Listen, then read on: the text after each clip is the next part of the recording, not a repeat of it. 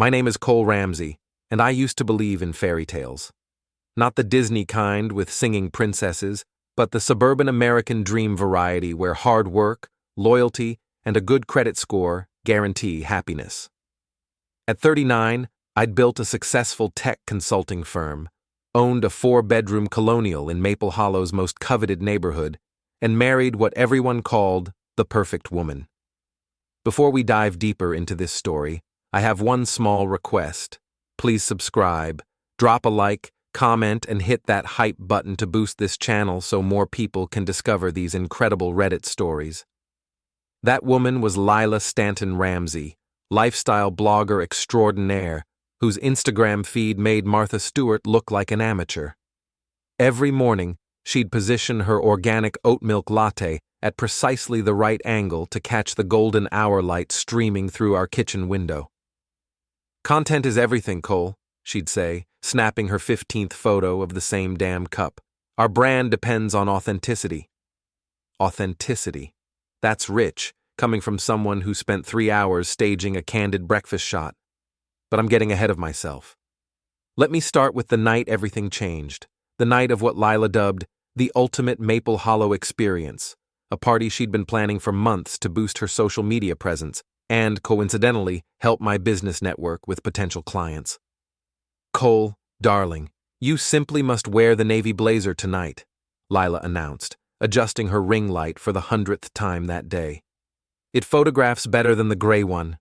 I was reviewing quarterly reports in my home office, trying to ignore the army of caterers transforming our backyard into what looked like a magazine spread.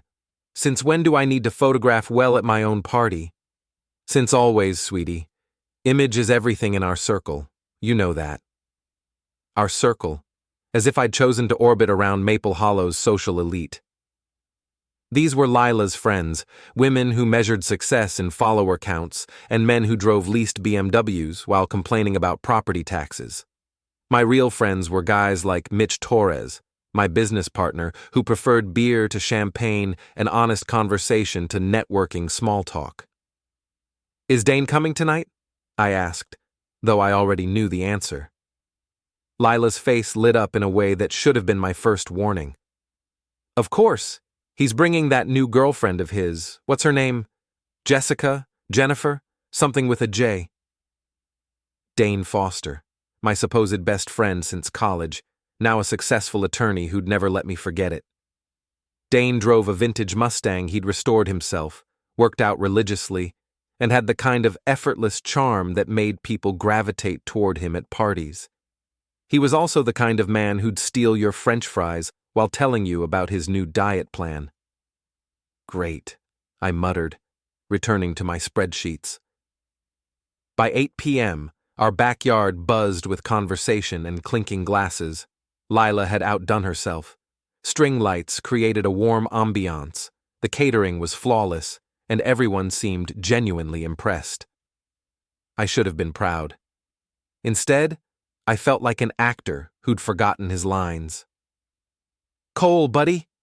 Dane's voice boomed across the patio. He approached with his signature confident stride, wearing a perfectly fitted black shirt that probably cost more than most people's monthly grocery budget. "This party is incredible. Lila really knows how to throw a bash." "She does," I agreed, accepting his firm handshake. "Where's the girlfriend?" "Jessica couldn't make it. Work emergency." He shrugged, already scanning the crowd for more interesting conversation partners. "You know how it is." Actually, I didn't. My wife had never missed a social event for work, mainly because her work was attending social events. As the evening progressed, I noticed things. Small things that, individually, meant nothing. Lila laughing too loudly at Dane's jokes. Dane refilling Lila's wine glass before she asked. The way they stood just slightly too close when they thought no one was watching. "Your husband's been quiet tonight," I overheard Britt Morrison tell Lila near the bar. Britt was Lila's best friend and the unofficial queen of our neighborhood's social hierarchy. "Everything okay?" "Oh, you know Cole. He's not really the party type. More of a behind-the-scenes guy." Behind-the-scenes guy. like I was her assistant instead of her husband. Well, at least he's good at making money, Jenna Walsh chimed in. Jenna was Lila's other close friend, the kind of woman who smiled while delivering insults. That's something, right? They laughed. All three of them laughed at my expense, and I was standing close enough to hear every word. The alcohol flowed freely as the night wore on.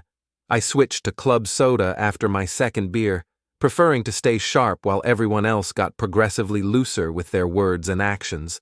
This turned out to be a wise decision. Around 11 p.m., most of the older guests had left, leaving behind the core group of Maple Hollow's social climbers. Someone had connected their phone to our outdoor speakers, and the music shifted from dinner party ambiance to something more energetic. That's when things got interesting. I was cleaning up empty bottles near the house when I heard Lila's distinctive laugh from across the patio. She was sitting on one of our outdoor chairs. No, wait. She was sitting on someone's lap. Dane's lap, to be specific. "Oh my God, Cole is such a bore," she announced to the remaining party guests, her voice carrying clearly in the night air. "Do you know what he wanted to do for our anniversary? A quiet dinner at home? At home, like we're some old married couple who've given up on life." More laughter from the crowd. Encouraged, Lila continued her performance. "And don't get me started on his idea of romance. The man thinks foreplay is asking if I want the lights on or off. I mean, seriously, how did I end up with someone so pathetic and ugly?" The words hit me like a physical blow. Pathetic and ugly. My wife of 12 years, the mother of my 16-year-old son, had just called me pathetic and ugly in front of 30 people. But here's the thing about Maple Hollow's social elite. They love drama, especially when it's not happening to them. Instead of the uncomfortable silence you might expect, the crowd erupted in laughter and encouraging comments. "Tell us how you really feel, Lila," someone shouted. "Maybe you need a real man," another voice added. Dane, the bastard, was grinning like he'd won the lottery. His hands rested possessively on my wife's waist as she continued her impromptu roast of our marriage. What Lila didn't notice, in her wine-fueled performance, was our neighbor Tom Bradley discreetly recording the whole thing on his phone. Tom was a quiet guy who worked in IT and had a habit of documenting everything. Later, I'd learn he'd been recording party highlights all evening for his own social media posts. I stood there, frozen, watching my marriage implode in real time. The smart move would have been to intervene, to gently guide my drunk wife away from the crowd and deal with this privately. Instead, I did something that surprised even me. I started taking notes. Mental notes, but notes nonetheless. Who was laughing loudest? Who seemed uncomfortable? Who was recording? Who would remember this tomorrow? Because if there's one thing my years in business had taught me, it's that information is power. And my dear wife had just handed me a nuclear weapon. I woke up at 6 a.m. with the kind of clarity that comes from sleeping sober while everyone else nursed hangovers. Lila was still unconscious beside me, her makeup smeared and her breath reeking of wine and poor decisions. Our backyard looked like a war zone. Empty glasses, abandoned plates, and party debris scattered across the deck. I'd spent 3 weekends pressure washing. The cleaning crew wouldn't arrive until noon, leaving me plenty of time to process what had happened. My phone buzzed with a text from Tom Bradley. "Hey Cole, got some video from last night. Thought you might want to see it before I post anything. Coffee this morning?" Interesting. Tom was offering me a preview, which meant he understood the potential implications of what he'd recorded. I texted back, "Starbucks on Main Street, 8 a.m. Lila stirred as I got dressed. "Cole, what time is it?" "Early. Go back to sleep." "My head is eliminating me. Can you grab me some aspirin?" I paused in the doorway. "Sure thing, sweetheart. Anything for my pathetic and ugly husband, right?" She blinked, processing my words through her hangover haze. "What?" "Nothing. Just remembering your speech from last night." The color drained from her face. "Cole, I was drunk. You know I didn't mean… Didn't mean what? Didn't mean to say it? Or didn't mean it when you said it? She sat up, suddenly more alert. It was just party talk. Everyone was being silly. Silly, right. I grabbed my keys from the dresser. I'm going out for coffee. Try not to call me pathetic and ugly while I'm gone. Starbucks was nearly empty at 8 a.m. on a Sunday. Tom was already there, nursing a large coffee and looking uncomfortable. He was a decent guy, mid-40s, divorced, kept to himself mostly. We'd had maybe a dozen conversations in the 5 years he'd lived next door. "This is awkward," he said as I sat down. "Show me what you got." He slid his phone across the table. The video was even worse than I remembered. The audio was crystal clear, capturing every word of Lila's drunken monologue. Worse, the camera had caught Dane's hands roaming places they had no business being, and my wife's encouraging giggles. "How long is this?" I asked. "About 4 minutes. There's more, but this is the relevant part." "Who else has seen it?" Tom shifted uncomfortably. "Well, that's the thing. I posted some party highlights on Instagram last night, but I edited out the personal stuff. This particular clip, I thought you should decide what happens with it." I studied his face. Tom was giving me control of the narrative, which meant he understood this could destroy my marriage if it went public. It also meant he was a better friend than most of the people who'd actually been invited to the party. "Can you send me the file?" "Already did. Check your email." I looked at the video one more time, focusing on the faces in the crowd. Britt Morrison, laughing and encouraging Lila. Jenna Walsh, recording on her own phone. Marcus Webb from the Neighborhood Association, grinning like an idiot.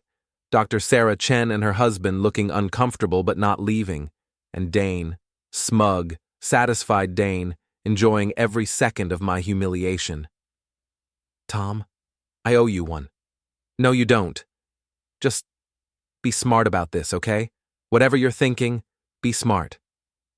I drove home slowly, my mind racing. Lila was in the shower when I arrived, probably trying to wash away the shame of her performance. Our son Eli was in the kitchen, making cereal and pointedly avoiding eye contact. "Dad, about last night. You heard?" "Hard not to. My room faces the backyard." He was 16, old enough to understand what he'd witnessed. "Mom was pretty drunk." "Yes, she was." "Are you guys going to get divorced?" The question hung in the air like smoke. Eli was a good kid, honor roll student, played varsity soccer, had never given us any real trouble. He deserved better than watching his parents' marriage implode over breakfast. "I don't know, son, but whatever happens, it's not your fault, and you'll be okay. Understand?" He nodded, but I could see the worry in his eyes. Another item to add to my growing list of grievances against my wife. Lila emerged from the shower wrapped in her expensive robe, her face scrubbed clean, but her eyes still red. She'd clearly been thinking about our earlier conversation. "Cole, we need to talk." "Do we?" "Last night was a mistake. I was drunk, I was showing off, and I said things I didn't mean. You know I love you." I leaned against the kitchen counter, studying her face.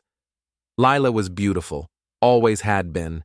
High cheekbones, perfect skin, the kind of effortless elegance that made other women jealous. But beauty, without loyalty, is just attractive packaging around an empty box. "Which part didn't you mean? The part where you called me pathetic and ugly, or the part where you sat on Dane's lap while you said it?" She flinched. "Nothing happened with Dane." "Define nothing." "We're friends, Cole. We've always been friends." "Friends don't typically grope each other at parties." "He wasn't groping me." I pulled out my phone and showed her Tom's video. Watched her face crumble as she saw herself from an outside perspective, drunk, cruel, and unfaithful in front of our entire social circle. "Oh God," she whispered. "Tom was kind enough to keep this private. For now." Her eyes snapped to mine. "What do you mean, for now?" I mean, our marriage just became a negotiation, Lila. And right now, I'm holding all the cards. The next few days passed in tense silence. Lila tried to act normal, posting her usual Instagram content and maintaining her routine, but I could see the worry in her eyes. She kept checking her phone obsessively, probably waiting for the video to surface somewhere. I, meanwhile, was conducting research. Business had taught me the value of thorough preparation, and this situation required a strategic approach. I started by reviewing our social media connections, mapping out the relationships and influence networks that defined Maple Hollow's social hierarchy. Lila's blog, Living Beautifully with Lila, had 43,000 followers and several small sponsorship deals with lifestyle brands. Her Instagram account was her real prize, 68,000 followers, who hung on her every perfectly curated post. She'd worked for years building this online presence, and it had become her identity. More importantly, it had become her income. The sponsorship deals, affiliate marketing, and brand partnerships brought in about $30,000 a year. Not enough to live on independently, but enough to make her feel professionally successful. I also started paying closer attention to her daily routine. Lila left the house every Tuesday for content creation meetings that lasted 3 hours. She had brand strategy sessions on Thursday afternoons that required her to dress up and come home with her lipstick smudged. Her phone buzzed with text messages at odd hours, messages she'd quickly delete after reading. The affair had been going on for months, maybe longer. On Wednesday evening, Mitch came over for our weekly business review. We'd been partners for 8 years, and he knew me well enough to sense something was wrong. "You look like hell," he said, settling into my office chair with a beer. "Thanks, you're a real confidence booster. Seriously, what's going on? You've been distracted all week." I told him everything. The party, the video, the growing evidence of Lila's affair. Mitch listened without interruption, his expression growing darker with each detail. "Jesus, Cole, I'm sorry." "Don't be sorry. Help me think this through. What do you want to accomplish?" It was a good question. What did I want? A quiet divorce? Public revenge? To save my marriage? The answer surprised me with its clarity. I want them to understand what they've done. I want consequences that match the betrayal. Mitch nodded slowly. "Okay, but we do this smart. No illegal stuff, no violence, nothing that comes back to bite you in a custody fight." "Agreed. So what's the plan?" I'd been thinking about this for 3 days. Phase 1, documentation. I need proof of the affair, not just suspicious behavior. Phase 2, leverage. I control when and how this information becomes public. Phase 3, consequences. They both lose something they value. And what do they value? Lila values her reputation and her online presence. Dane values his professional image and his social status. What about your son? Eli stays out of this. Whatever happens, he doesn't get hurt. Mitch finished his beer and leaned back. "You know, there's a part of me that thinks you should just divorce her quietly and move on. Find someone who appreciates what you bring to the table. Maybe, but they humiliated me in front of 30 people, and now they're continuing their affair like nothing happened. That requires a response." "Fair enough. What do you need from me?" "Help with the technical stuff, and backup when things get complicated." "You've got it." That night, I installed security cameras around our property. Nothing invasive, just external cameras that would capture anyone coming or going. I also set up a discreet recording app on my phone and started carrying it everywhere. The opportunity for Phase 1 came sooner than expected. On Thursday afternoon, Lila announced she was going to her brand strategy session and would be back by 6. I waited 30 minutes, then drove to downtown Maple Hollow. I found Dane's vintage Mustang parked behind Rossetti's, an upscale Italian restaurant with discreet booth seating. Through the window, I could see them at a corner table, leaning close together in conversation that was definitely not about brand strategy. I took photos from across the street, then went inside and requested a table with a view of their booth. The hostess seated me where I could observe them clearly, while remaining mostly hidden behind a decorative screen. What I witnessed over the next hour would have been comical if it hadn't been destroying my family. Lila fed Dane bites of her pasta. He kissed her fingers when he thought no one was looking. They held hands across the table like teenagers in love. When they left together, I followed at a distance. They drove to the Maple Hollow Inn, a boutique hotel that catered to wealthy travelers and, apparently, local adulterers. I photographed Dane's car in the parking lot, then waited. They emerged 2 hours later, both looking satisfied and slightly disheveled. Lila checked her reflection in her phone camera before getting into her own car, which was parked 3 spaces away from Dane's. I had my proof. That evening, Lila came home with shopping bags from stores she clearly hadn't visited. "How was your brand meeting?" I asked. "Productive. We're planning some exciting collaborations for next quarter." "That's great, honey. What kind of collaborations?" She paused, clearly scrambling for details. "Oh, lifestyle stuff. Home decor, wellness products. Nothing you'd find interesting." "Try me." "Cole, you don't really care about my work. You never have." There it was, the deflection technique she used whenever she was caught in a lie.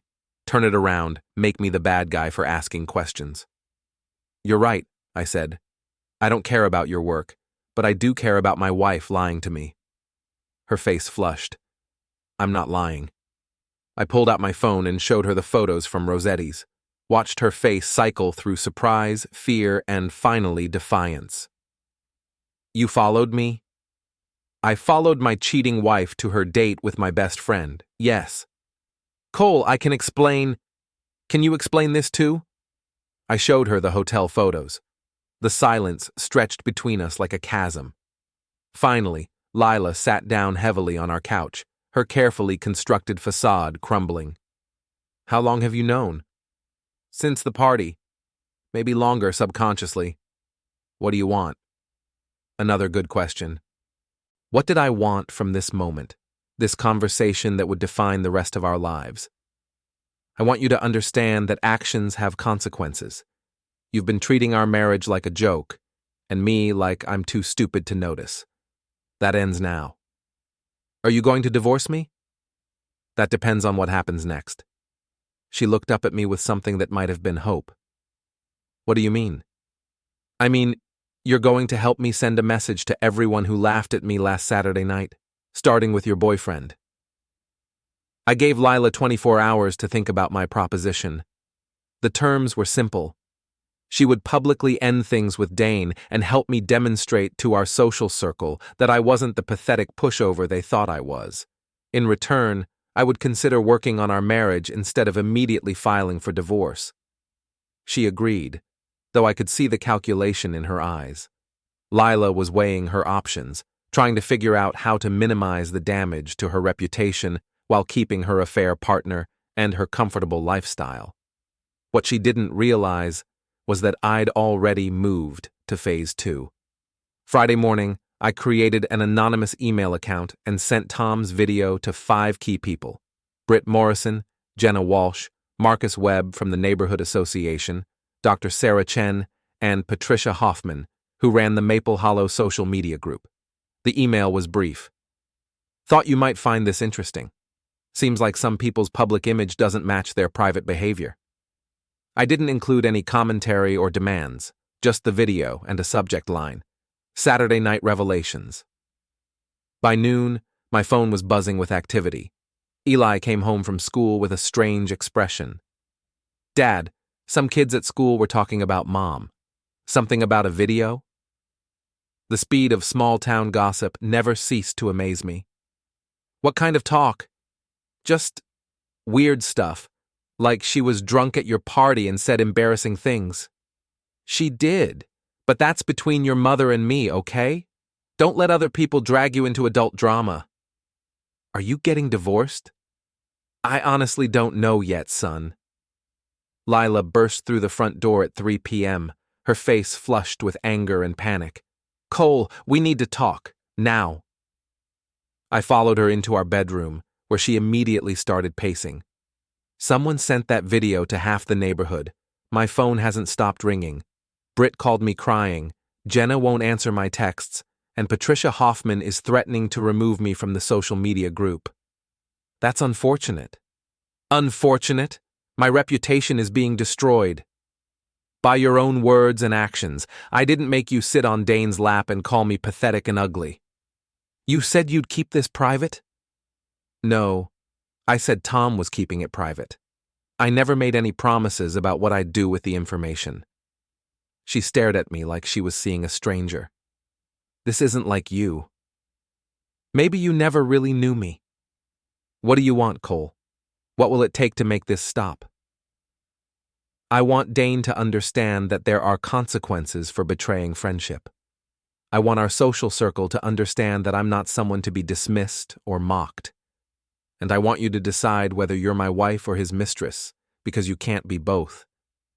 I'll end it with Dane. Good. But that's just the beginning. That evening, Dane called my cell phone. I let it go to voicemail, then listened to his message. Cole, we need to talk. This situation is getting out of hand. Call me back.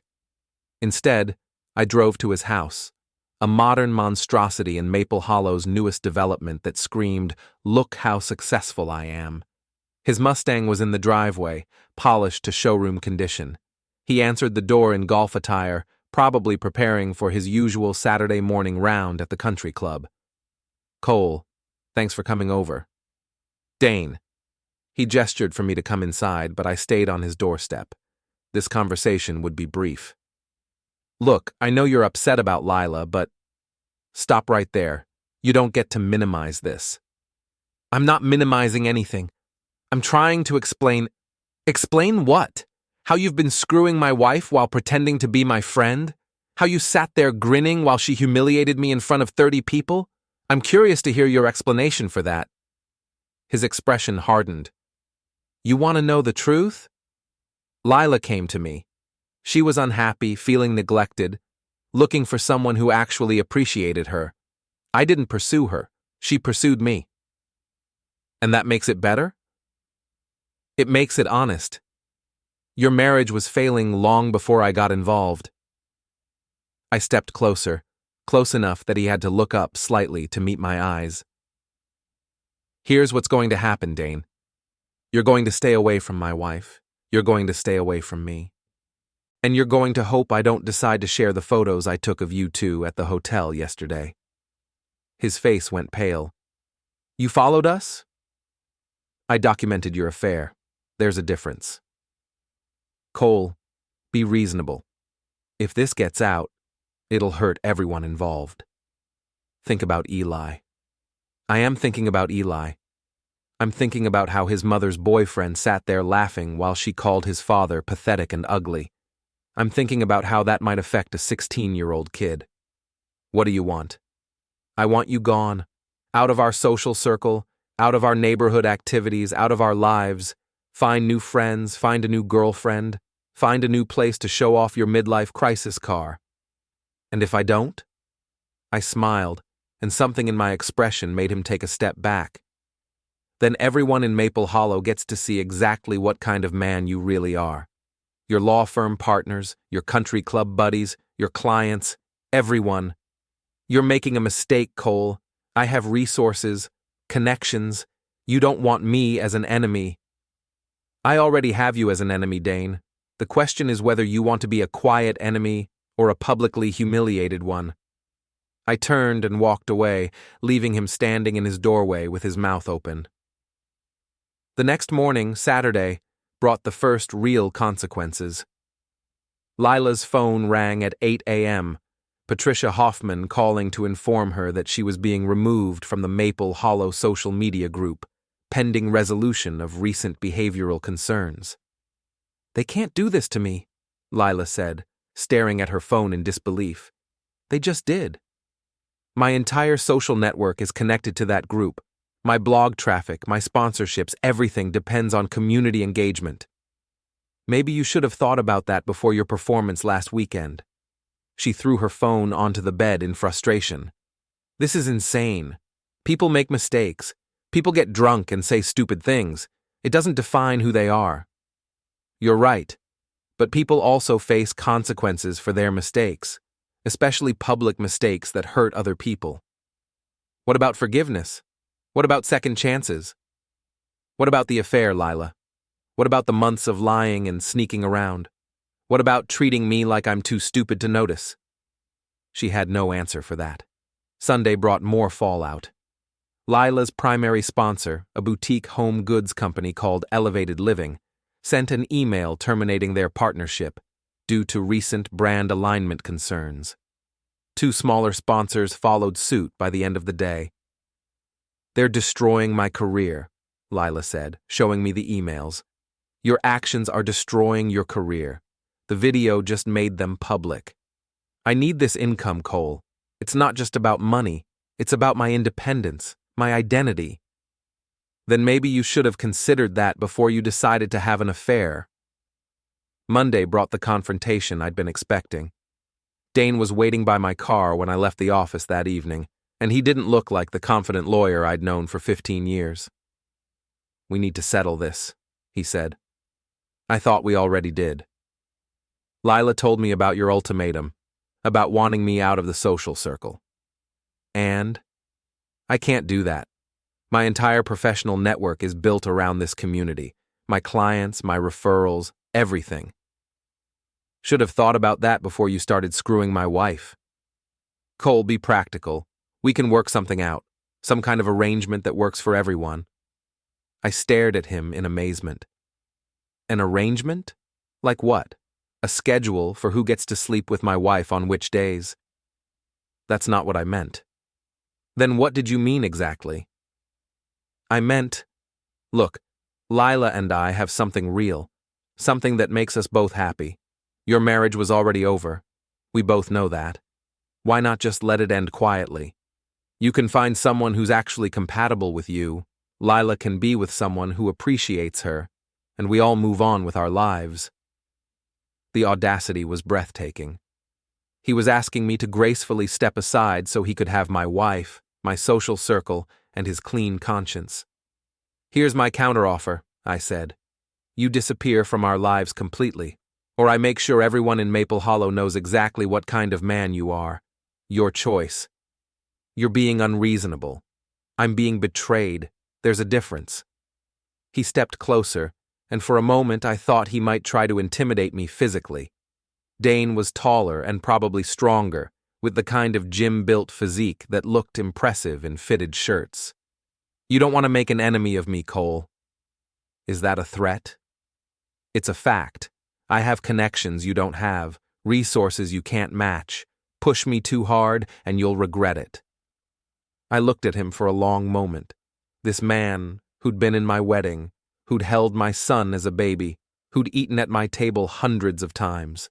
"Dane, you've been screwing my wife for months while pretending to be my friend. You sat there grinning while she publicly humiliated me. You're asking me to step aside so you can destroy my family without consequences. Exactly what kind of enemy do you think you could be that would be worse than the friend you've already been?" He had no answer for that either. Tuesday morning brought an unexpected ally. Tom Bradley knocked on my door with coffee and a grim expression.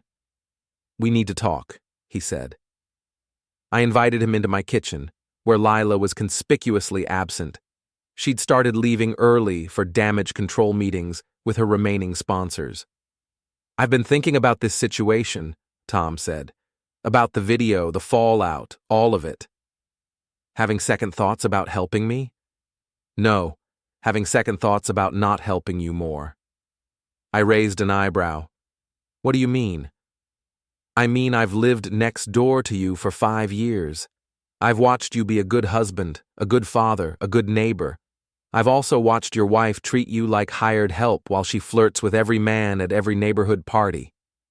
You noticed that?" "Everyone noticed it. Most people just pretended not to see it because Lila's popular and well, you're not the type to make waves.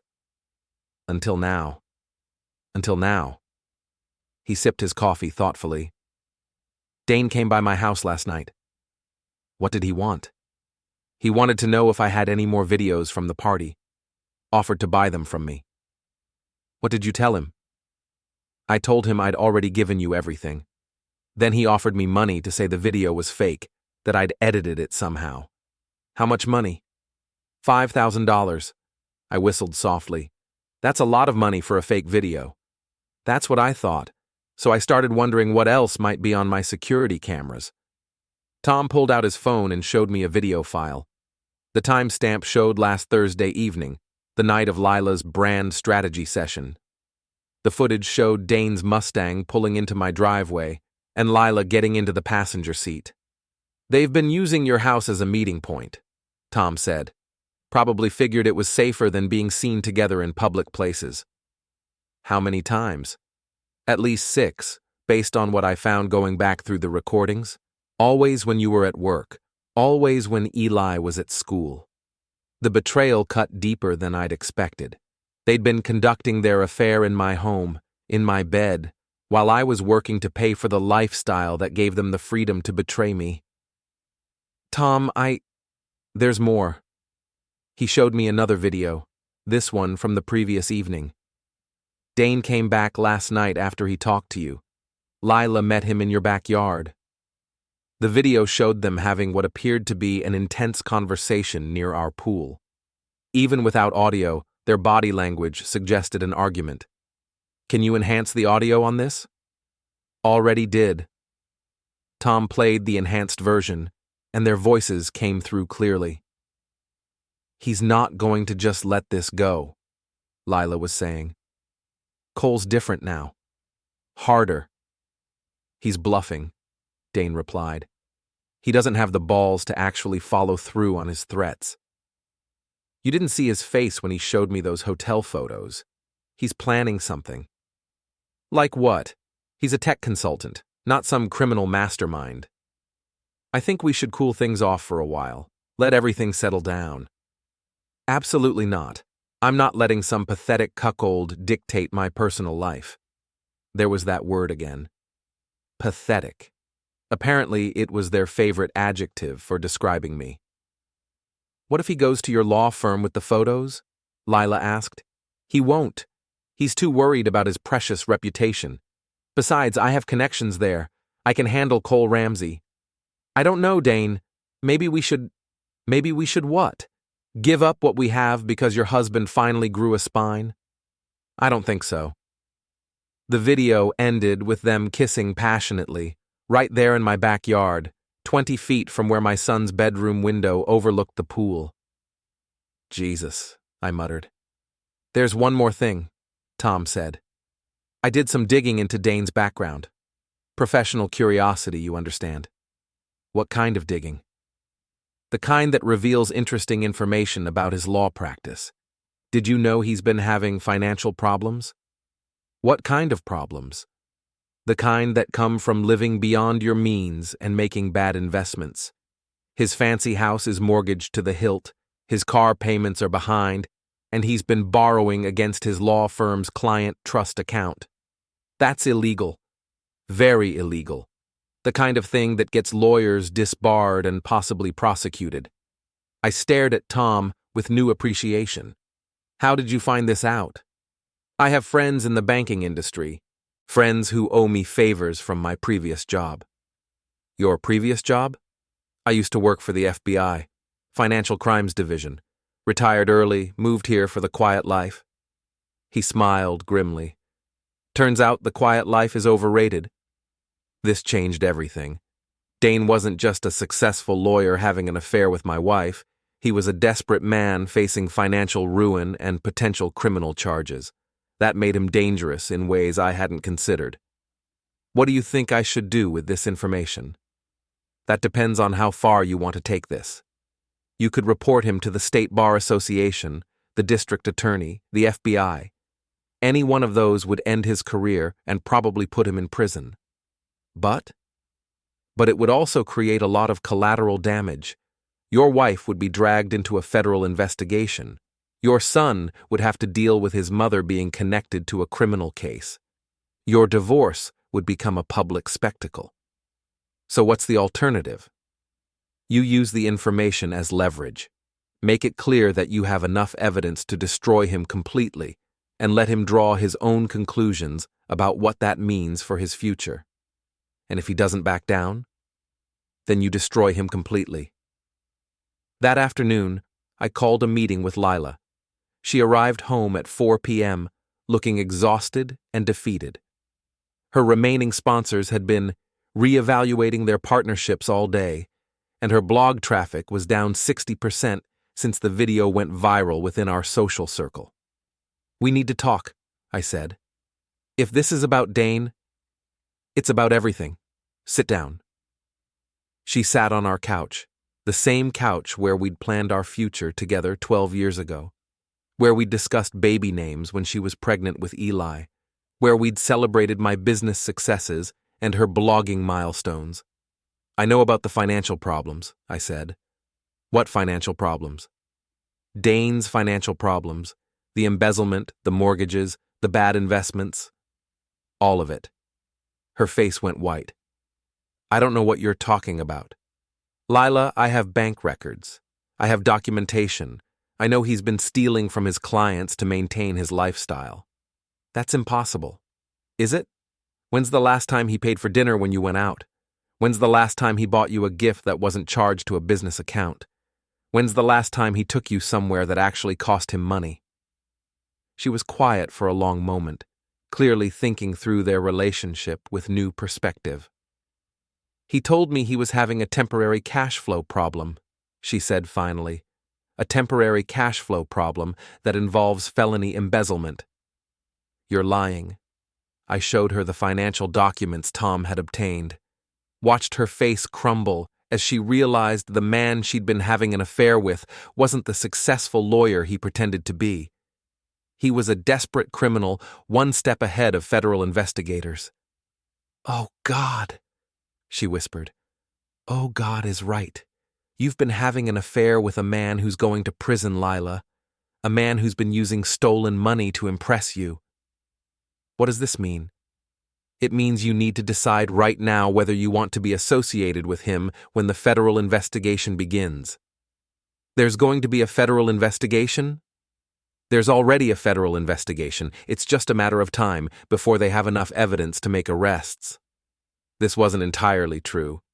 Tom had suggested the possibility of federal involvement, but hadn't confirmed an active investigation. However, Lila didn't need to know that. "Cole, I'm scared." "You should be. Your boyfriend is a criminal, and you've been accepting gifts and dinners paid for with stolen money. That makes you potentially complicit in his crimes." "I didn't know." "Can you prove that? Can you prove you had no idea where his money was coming from? Can you prove you never asked questions about his sudden financial problems or his unusual spending patterns?" She couldn't, and we both knew it. "What do you want me to do?" "I want you to end this affair completely and permanently. I want you to cooperate with me in making sure Dane understands that his welcome in our community has been permanently revoked. And I want you to decide whether you want to try to save our marriage or file for divorce." "What about the federal investigation?" "What about it?" Will you tell them about me?"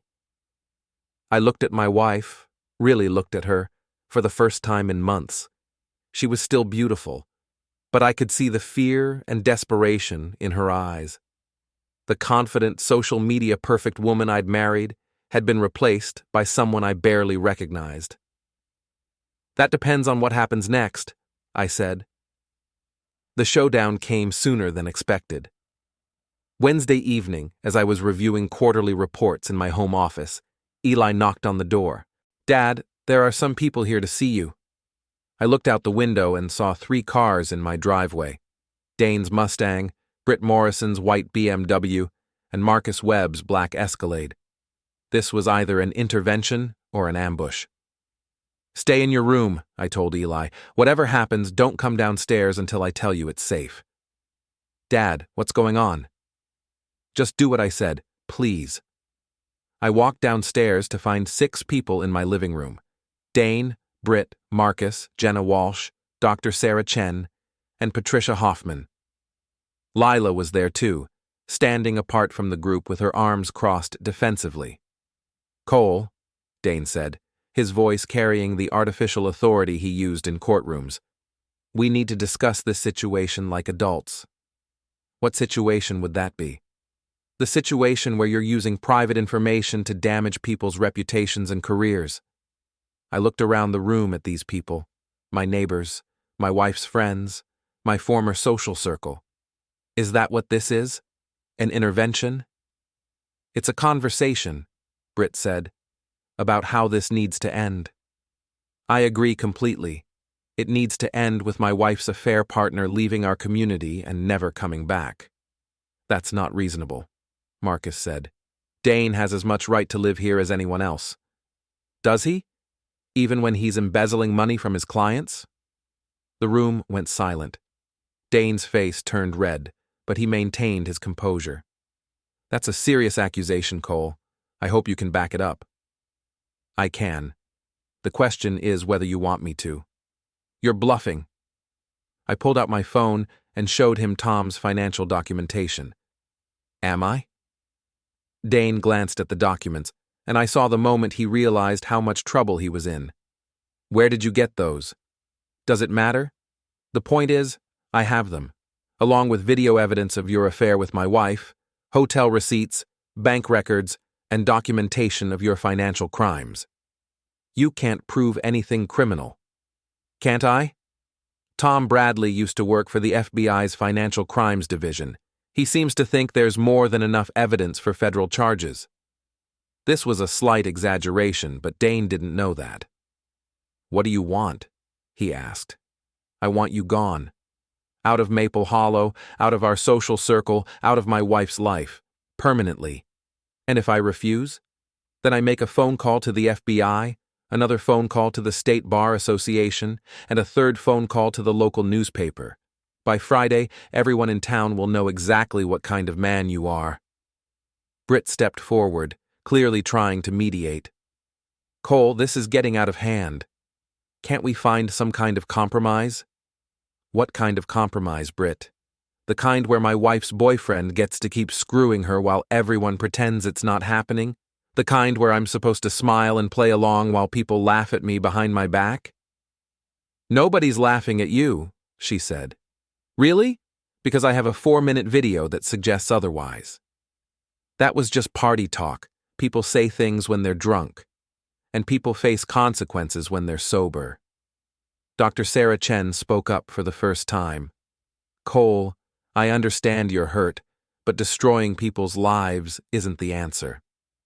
"I'm not destroying anyone's life, Sarah. I'm revealing the truth about choices people have already made." "What about forgiveness? What about second chances? What about loyalty? What about marriage vows? What about not humiliating your spouse in front of 30 people? The room fell silent again. Finally, Dane stepped forward. "Fine. You want me gone? I'll leave. But this isn't over, Cole. You've made an enemy tonight." "I made an enemy the day you started screwing my wife. Tonight, I'm just making it official." He turned toward the door, then stopped. "You know what the funny thing is? Lila came to me. She was the one who was unhappy, who felt neglected, who wanted something more exciting than what you could offer. I didn't steal her from you. She gave herself to me willingly. And you accepted her willingly, knowing she was married to your friend. Some friendships aren't worth preserving." "Apparently not." After Dane left, the others followed quickly, muttering awkward goodbyes and avoiding eye contact. Only Lila remained, standing in our living room like a stranger in her own home. "Are you happy now?" she asked. "Am I happy that my wife's affair is over?" "Yes." "You've destroyed everything. My career, my friendships, my reputation, everything I worked for. You destroyed everything the moment you decided to have an affair. I just made the consequences visible. What happens now? Now you decide whether you want to try to rebuild our marriage or file for divorce. And if I choose divorce? Then we'll handle it like adults, with lawyers and mediation and shared custody arrangements. What about the financial stuff? About Dane? What about it?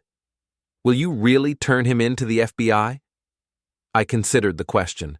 Dane was leaving town, which solved my immediate problem. Pursuing federal charges would be complicated, time-consuming, and potentially damaging to my own family.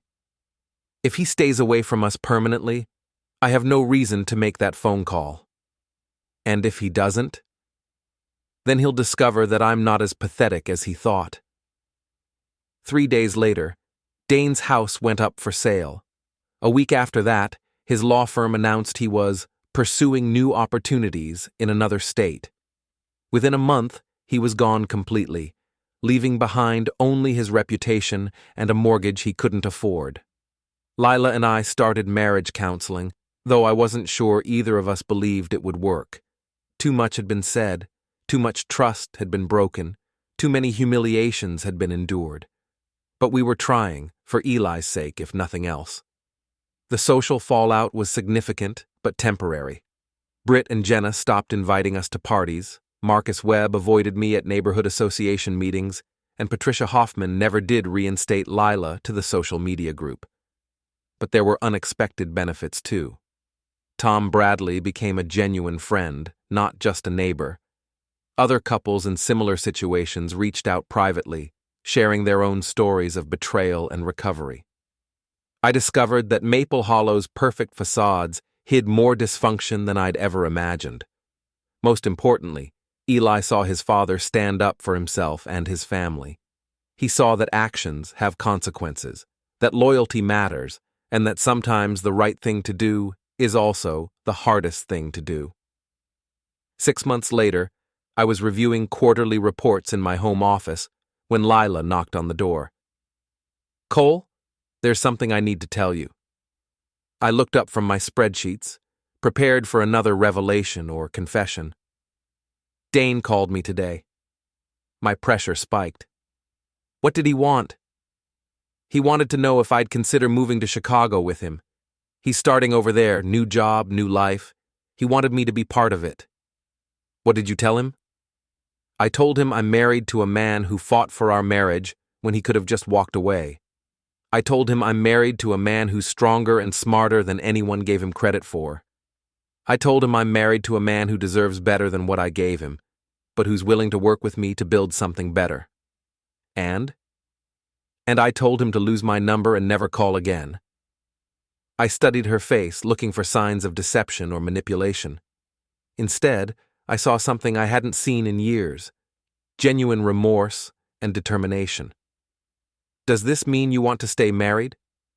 "It means I want to earn the right to stay married, if you'll let me." I thought about everything that had happened: the betrayal, the humiliation, the revenge, the consequences. I thought about Eli, about the life we'd built, about the possibility of building something better from the wreckage. "We'll see," I said. "We'll see." 2 years later, our marriage was stronger than it had ever been. Lila had rebuilt her blog with a focus on authenticity and second chances, earning back most of her followers and finding new sponsors who appreciated her honesty about her mistakes.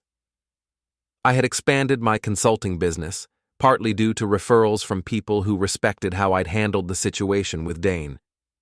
Eli was thriving in his senior year of high school, having learned valuable lessons about integrity, consequences, and the importance of fighting for what matters. And Dane? Last I heard, he was working for a small firm in Chicago, driving a used Honda instead of a vintage Mustang, and living in a studio apartment instead of a suburban mansion. His embezzlement had never been formally investigated, but his reputation in legal circles was permanently damaged.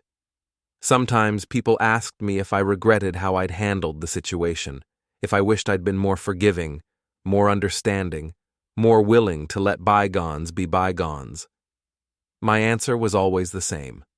I regretted that it had been necessary, but I didn't regret doing what was necessary.